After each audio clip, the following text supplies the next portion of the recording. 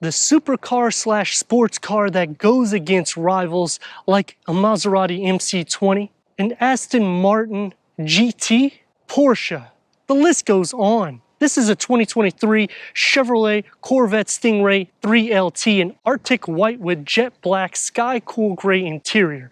I'm Anthony from Hawkeye Rides. I'm going to go over the exterior of this supercar, take you into the interior, show you what the performance is in the drive. 40/60 weight distribution, optional Z51 performance package, which adds the performance rear axle, your performance exhaust, Michelin Pilot Sport 4S, heavy duty cooling system, electronic limited slip differential or ELSD, and Z71 performance suspension, which includes a short and long arm, double wishbone, fogged aluminum upper and cast aluminum L-shaped lower control arms, 46mm monotube shock absorbers, direct acting stabilizer bar in the rear with the optional lift for the front that lifts up to 2 inches to go over speed bumps, and it has memory.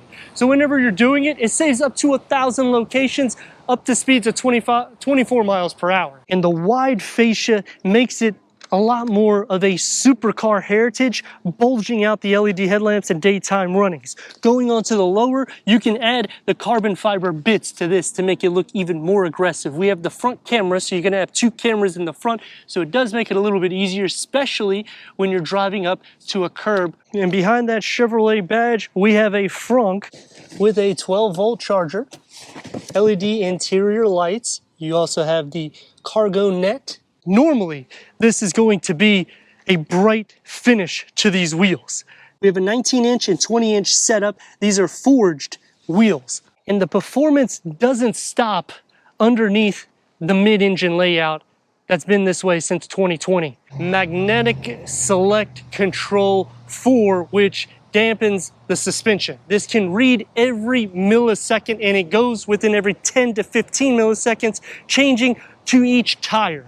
Brembo brakes, we get 4 piston Brembo brakes in the front, black brake calipers, and the rear is a monoblock caliper. Large 13.6 inches or 345 millimeter front rotors, 13.8 is the rear at 350 millimeters. Keeps that supercar heritage, and this is a convertible, which is my favorite variants, because when you look at this, it's a coupe or a convertible. The downside, though, is you will not be able to see the mid-engine when you option a convertible. You can only see a little area where it will breathe, whereas when you get the coupe, you can actually see the engine when you open up the cargo. LED tail lamps for the rear, and when you go to those comparisons, you're saving anywhere from $100,000 to over $200,000. Pop open to 12.6 cubic feet of storage with a cargo net, and it will automatically shut for you. We need to go inside, start up so you can hear that exhaust note.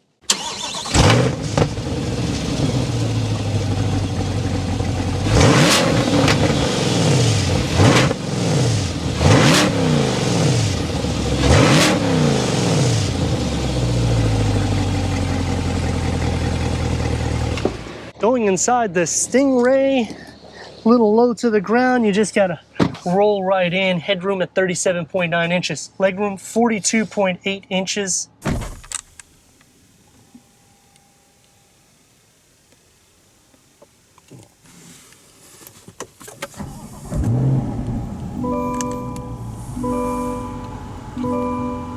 Twelve-way power seat adjustment, heated and ventilated front seats with the carbon fiber on the exterior. Leather wrap dashboard with the contrast stitching, and it does a nice little pattern here for the wall that makes it just a driver focused setup. Dual climate control settings, diagonal color touchscreen with navigation. It has Apple CarPlay, Android Auto, Sirius XM, AM, FM, streaming Bluetooth audio, PDR, which you can do for your recording when you take this on the track. OnStar services. Camera, you have front and rear. Going into your push-pull for your driving in reverse. The front camera, which you can click on to the fly. Driver mode select right here, which when you toggle through here, you have the weather mode, my mode, which is the Z mode, tour mode, sport mode, track mode, Chevrolet badging that's going to cover the palm rest, open up into your cup holders, and the key fob for the Chevrolet Corvette. It's all soft materials. Even here it's going to be a little bit more sporty, but it's still soft to touch. Open up inside, a USB port C and A. In the back, you get your wireless charging pad, 70-year anniversary badging, also on the window for the back. The door panels integrate into the dash panel with the satin aluminum there. Square top and bottom, 2-spoke steering wheel, multi-function. It's heated with the paddle shifters, the stocks. The gauge cluster can go through an array of information for the driver. You can have your performance for your lap, audio, maintenance. The driving modes will change the layout of the gauge cluster. Heads-up display. The door panel starts off with the Bose Performance Series sound system. Going to be more sporty, but it's still soft to touch because it's all leather wrap. One touch up and down for the windows, and here's how you put the top down in that back window. A long storage pocket to open the front and the trunk. 6.2 liter V8 with 490 horsepower, 465 pound-feet of torque paired to an 8-speed dual clutch transmission. If you option the Z51 Performance, you add 5 to it. Let's see how well she performs.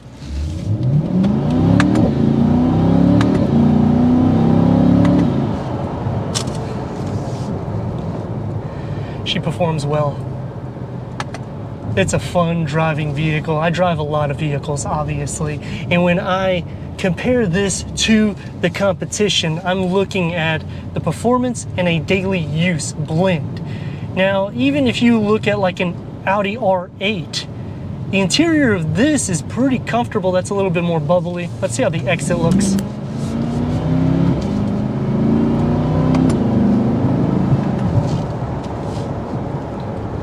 I mean, you have super fast speeds. Option that Z51 Performance Pack, and you're gonna get 0 to 60s under 3 seconds. It's just a fun vehicle. Look at this. Holds itself well, very athletic. In the interior, you're going to notice how long it really is. I would definitely option where you can lift the front. It gives you about an inch or so more in clearance, but it makes it a little bit easier. We do have the cameras in the front, so that makes it a lot better too for parking. That's gonna take me to some things I like and dislike, and we're gonna start talking about that. Starting off with what I like about it, you're still getting performance 3 times, at least 2 times inexpensive compared to any competitor. The second thing, this is a coupe and it's a convertible. It's the best of both worlds. The last thing that I like is they paired it with a dual clutch automatic transmission, which gives it the fastest changes to get you those optimal speeds, in which they're just as fast as every competitor in which I listed throughout this review. We'll try to get it as straight as possible. Here we go.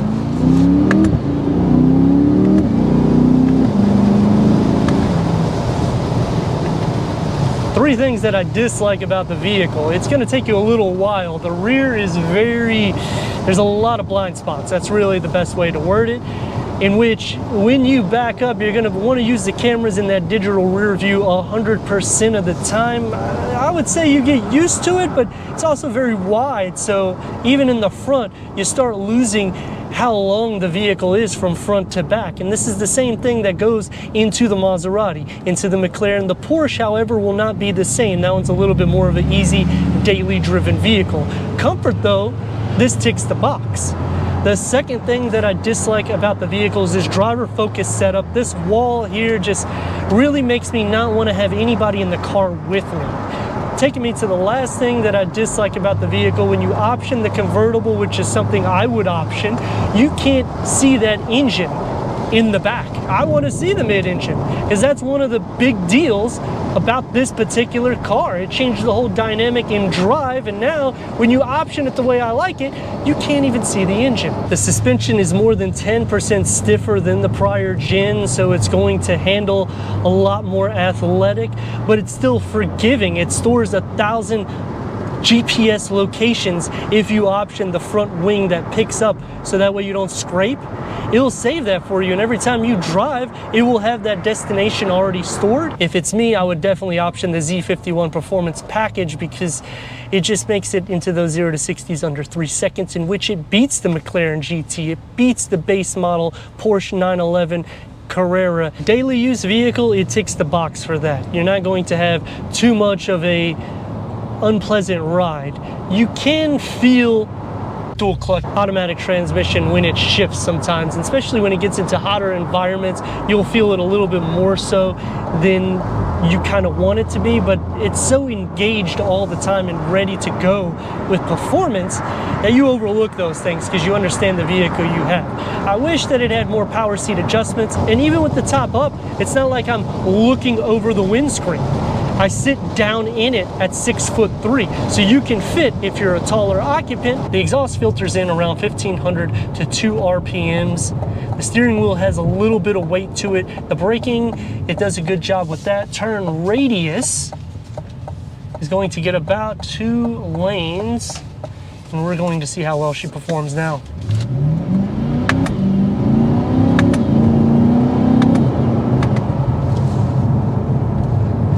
It's supercar speeds in a daily use vehicle.